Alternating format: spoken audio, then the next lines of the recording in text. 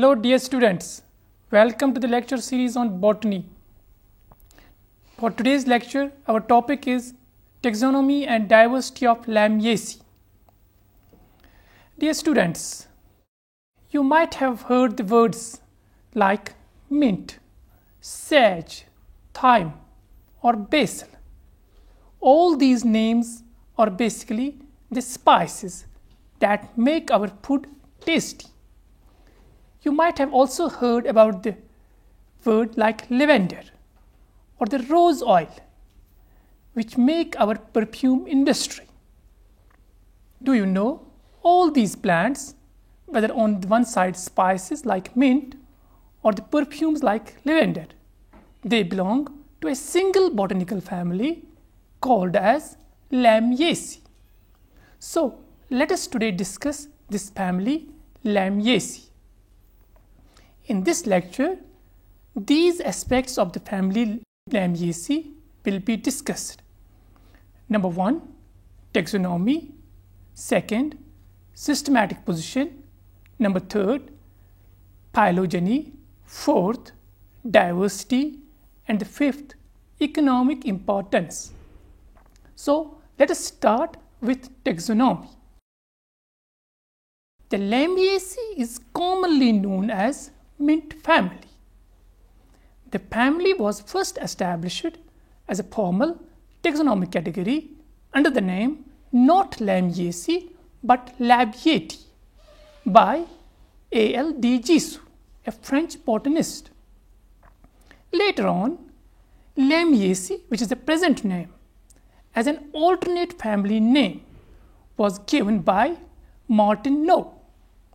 It is based on the scientific name of the type genus Lamium. The term Lamium is basically a Latin word which means gullet, because the shape of the corolla tube in the Lamiaceae is just like a gullet. Why we had the need for an alternate family name Lamiaceae? Because it was already given the name Labiatae by A.L. de Gisu. This alternate family name was necessitated due to the typification rule of International Code of Botanical Nomenclature. At the same time, the earlier name, that is Labiatae, was also conserved because this Labiatae name was widely used in the scientific circles. Now let us discuss the unique features of this family Lamiaceae. The members are distinctive in being either herbs or shrubs. They are often aromatic with ethereal oils. They are also having stems which are four-sided. The leaves are opposite and the inflorescence is characteristically a type called as verticillaster. The flowers are zygomorphic and usually bilabiate. Ovary is superior and the style is gynobasic. And lastly, the fruit is a schizocarp of 4 separate nutlets. After discussing these unique features about the family Lamiaceae, now let us discuss the taxonomy in detail, starting with its habit. The members of the family Lamiaceae, they are either annual or perennial herbs. Examples are the common salvia or the lamium, or they can be even shrubs, what we see in Rose marinis, or recently few more genera have been added to the family Lamiaceae. That's why we can have habit a tree-like. The common example is Tectona. The root in the case of Lamiaceae is a taproot system. The stem is here quadrilateral. What is this quadrilateral? That means it is four-sided. When we cut a cross section of the stem, it has a squarish shape. The stem is often associated with phytochemicals like iridoids and the phenolic glycosides. The stem is usually hairy with short-stalked glandular trichomes. These trichomes, they produce the aromatic ethereal oils. Sometimes we see the stems are associated with non-glandular hairs, but they are always multicellular and uniseriate. Sometimes we have also the suckers. Stems assume the shape of suckers. The example is mentha, or they can assume the shape of stolons. The common example is ajuga, or they can become green and then have an assimilatory function. The example is here hedioma. Now, leaves. The leaves in Lamiaceae, they are usually opposite in arrangement, and they show a pattern called as decussate. They can be occasionally furled or very rarely even spiral. The leaves are without stipules, that's why it is called as exstipulate. The leaves are simple, very rarely they can be either pinnately or palmately compound, but those instances are very rare. The individual leaf blade is often lobed, or it can be even highly dissected. The leaf margins, they are entire to serrate. The leaves are usually aromatic and sometimes they can be even reduced. Example as already mentioned is hedioma. Now discussing the floral morphology of Lamiaceae, starting with inflorescence. The inflorescence is here a unique type of inflorescence called as verticillaster. What is this verticillaster?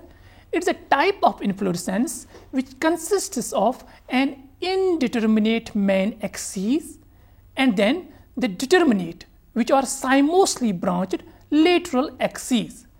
And these lateral axes, they are congested and form a pseudo whorl. Occasionally in some taxa of Lamiaceae, we have thrice also as inflorescence, or very rare occurrence is the solitary axillary flowers.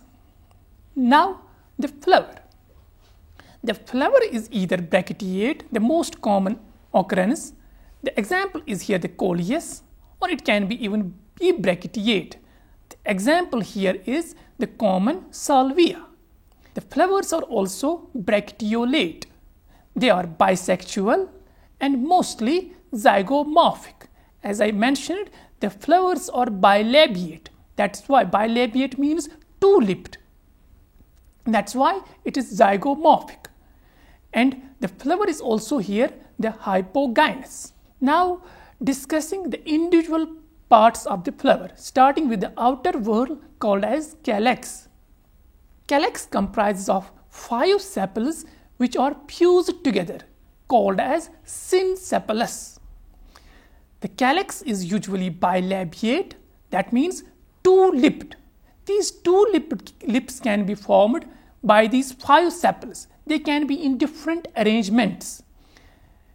They can be 1 by 4, that means 1 lip by 1 sepal and second lip by 4 sepals. The example is ocimum. Or they can have the arrangement, these 2 lips can have the arrangement called as 3 by 2. Example is salvia. The calyx is often tubular, that means a tube-like, or it can be bell or wheel-shaped. The calyx is here characteristically, a characteristic feature of Lamiaceae is that the sepals are persistent and sometimes they are enlarged in their fruits. Now the corolla. Corolla comprises of 5 petals, but rarely there are some taxa where we have only 4 petals. They are again fused, that's why called as sympatalous. The aestivation of corolla is imbricate. Again, the corolla is usually bilabiate, and the arrangement of these 2 lips also differ between different plant species. It can be 4 by 1 in the case of ocimum, or it can be 2 by 3 Example is salvia. The upper lip, it can sometimes be completely absent, as we see in the case of ajuga, or very rarely it can be four-lobed. The example is pogocytomon. Now the male part of the flower, that is androecium. It comprises of stamens which are usually 4 in number. Again, the androecium, it shows an arrangement called as didynamous, and sometimes it can be reduced into 2 fertile stamens and 2 stem nodes. The common occurrence of these 2 fertile stamens and 2 stem nodes is in the salvia. The androecium is epipetalous, that means the stamens, they are adnate to the corolla tube. The filaments of these stamens, they are free, and the connective is split in the case of salvia, by which the anthers, they get separated. One anther lobe forms a fertile lobe, and another anther lobe, it forms a sterile lobe. The anthers, they are dorsifixed, and also they are introse. The anthers, they are unilocular to bilocular, and again they are tetrasporangiate. The dehiscence here is longitudinal. The pollen grains are tricolpate or sometimes hexacolpate. Now the female part of the flower, called as gynoecium, it comprises of just 2 carpels, and these 2 carpels, they are fused, a condition called as syncarpus. The ovary is here superior and it is bilocular. This bilocular ovary is with 2 ovules in each locule, but it appears as a 4-locular. Why? Because during the development there is a existence of a false septum, a false margin within a single ovule, which makes it 2 ovules. The ovules, they are attached to the sides of the false septa. The ovules, they are anatropous, unitegemic, and tenuinucleate. The placentation here in Lamiaceae is characteristically axile. The style is solitary, often apically double branched. That means we have 2 branched style. It is gynobasic, and very rarely it can be also terminal. Example is here ajuga. Now the stigmas, they are 2, and always they are papillate. They are tiny, inconspicuous at apices of style branches. The nectaries in the case of Lamiaceae, they are present at gynoecium, where they are present as a disc, or they can be present as a pad of tissue at the base of ovary. Now fruit. The fruit in Lamiaceae, it is a schizocarp which splits into 4 nutlets. In some cases of species of Lamiaceae, we can have a drupe as fruit or an indehiscent 4-seeded pod. The seeds within the fruit, they are with a straight embryo. Endosperm is always lacking. That's why we call this seeds in Lamiaceae as ex-albuminous. Now let us discuss the pollination in Lamiaceae. The showy flowers of Lamiaceae are pollinated by various types of insects like bees, wasps, butterflies, moths, beetles, or even birds. The arching upper lip of the bilabiate corolla, it usually protects the stamens and stigma, while the lower lip, it provides a landing platform where the pollinators can land. Because it is often showy, that's why pollinators get attracted and land at this lower lip. During this landing on the landing platform of the lower lip, the pollinator is dusted with pollen on its back or even on its head as it probes for nectar. In genera like Ocimum and their relatives, the stamens lie close to the lower lip and deposit pollen on the underside of the pollinator. In the case of Salvia, the stamens are highly modified. How they are highly modified? Here, the connective is expanded and forms a lever arm that is involved in pollination.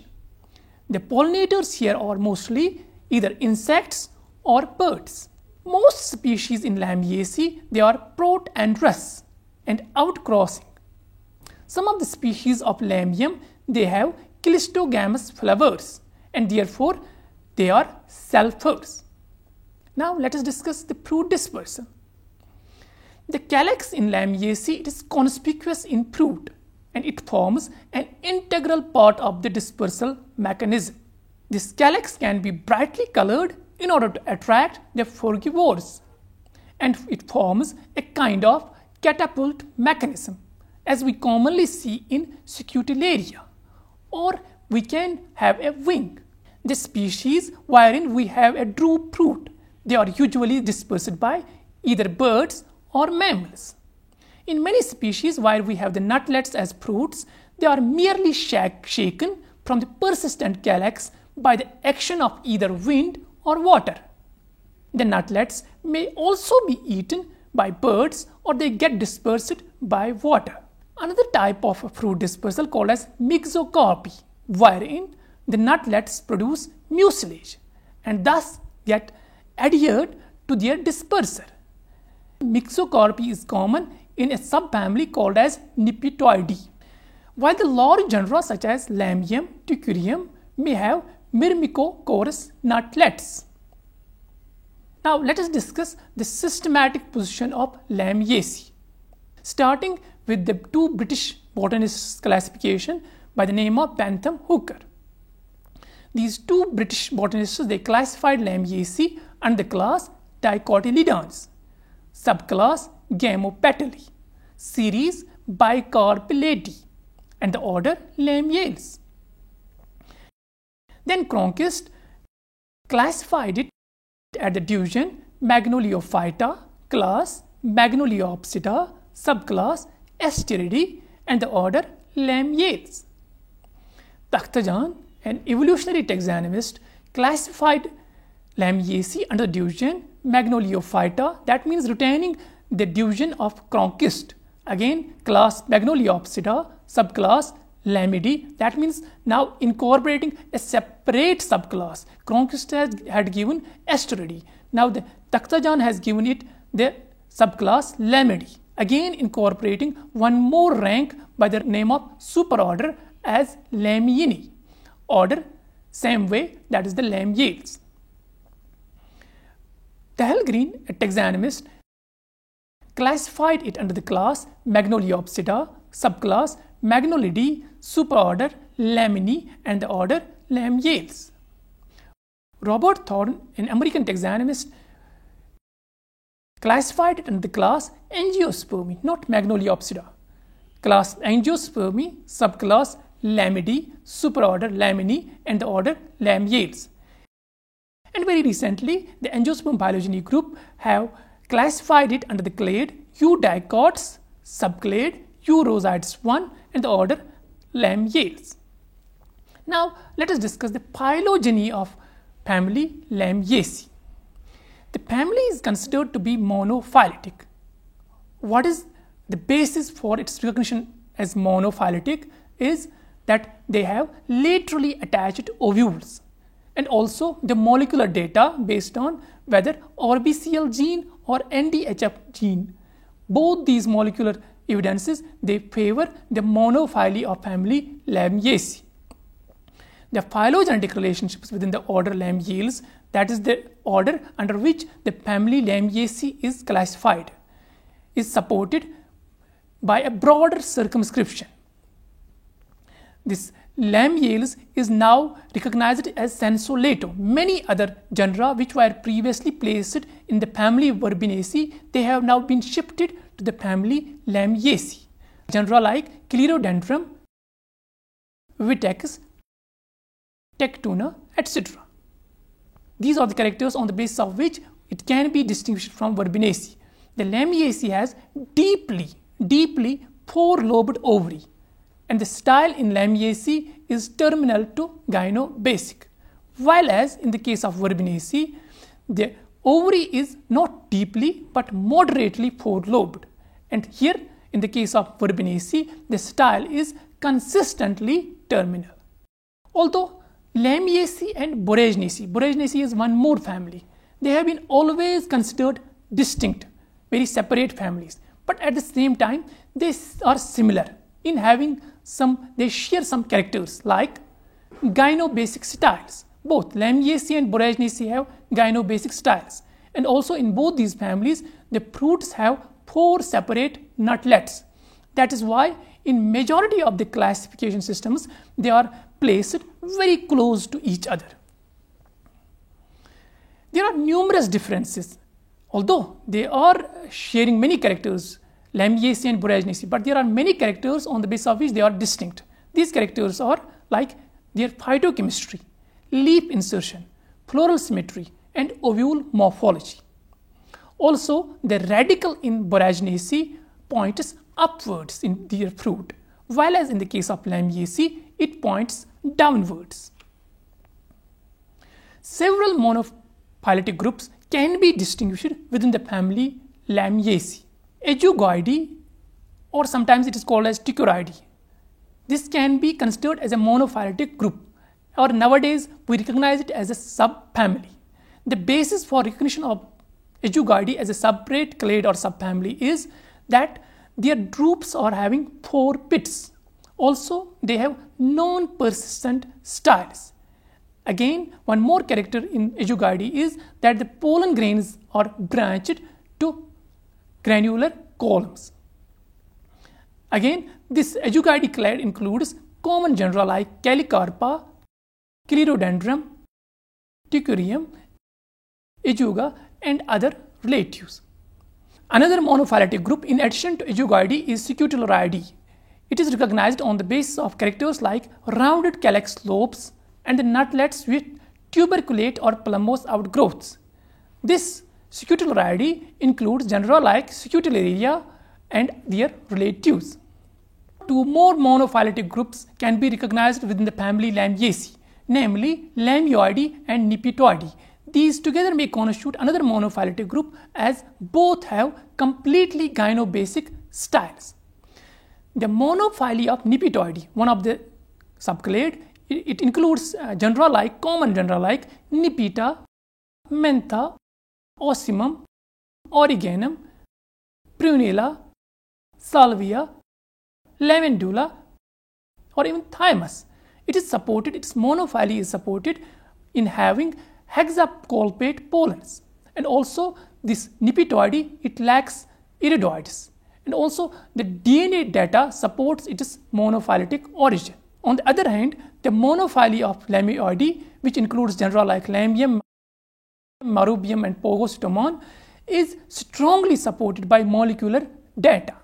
Very recently, the molecular evidences from genes like ORBCL and NDHF data have supported the placement of subfamily Lamioideae in a separate clade with already discussed subfamilies like Scutellarioideae and Ajugoideae. And Nipitoideae is now recognized as sister either to Cleanthoideae or Calicarpa. 2 more groups can be recognized within the family Lamiaceae. Number 1 is Viticoideae and one more is Cloanthoideae. However, both these subfamilies, they are polyphyletic. The Viticoideae, it includes genera like Premina and their relatives, while as the Cleanthoideae has characters like branched hairs and it includes common genera like Tectona. Dear students, now let us discuss the diversity of the family Lamiaceae. At present, the family Lamiaceae is represented by about 250 genera having more than 7,000 species. The topmost species-rich genera in Lamiaceae is Salvia, which has 800 species throughout the world. Then followed by Hyptis and Clerodendrum, each having 400 species. Then Thymus having 350 species, followed by 3 genera, Plectranthus, Scutellaria, and Stachys, each of these having 300 species. Then Nipita and Vitex, each having 250 species, followed by 2 more genera, Tichurium and Premina, having 200 species. Then Scalicarpa and Ocimum, each having 150 species. And lastly, the Lamium, the type genus, having 50 species. Members of this family Lamiaceae, they show a worldwide distribution, but their center of diversity, that means most diverse, this family is in the Mediterranean region. Now let us discuss the economic importance of family Lamiaceae. The members of the Lamiaceae, they are of great economic importance, especially their aromatic plants. Some of these uses are like this. Many species, they are commercially valuable for their use in cooking and flavoring, such as spearmint, scientific name Mentha spicata, peppermint, Mentha piperata, thyme, Thymus vulgaris, or the sweet basil, Ocimum basilicum, or the sage, scientific name Salvia officinalis. These are the various species of Lamiaceae which are used as spice. The tubers of many species of Lamiaceae, such as Stachys, they are edible and are used as food plants. Popular fragrant plants like lavender, scientific name Lavandula angustifolia, or the rosemary, Rosmarinus officinalis, they belong to the family Lamiaceae. Several members of the family, they are cultivated as common ornamentals. Ornamental plants in Lamiaceae are sages, Salvia, beauty berry, Calicarpa, Chinese hat plant, Holmes coidea, Loin's ear, Leonitis, bee balm, Monada, mountain mint, Pycnanthemum, suckle cap, Scutularia, or the monk's pepper, Vitex. These are some of the notable ornamental plants in the family Lamiaceae. Teak, very important timber plant, scientific name Tectona grandis, is an important tree that is widely used in construction and furniture industry. This teak belongs to family Lamiaceae. Then the basil, the scientific name Ocimum sanctum, is considered as a sacred plant by Hindus in India. Dear students, with this we come to the end of today's lecture that was on the topic Taxonomy and Diversity of Lamiaceae. Hope you have enjoyed today's lecture. See you again with some another topic. Till then, goodbye.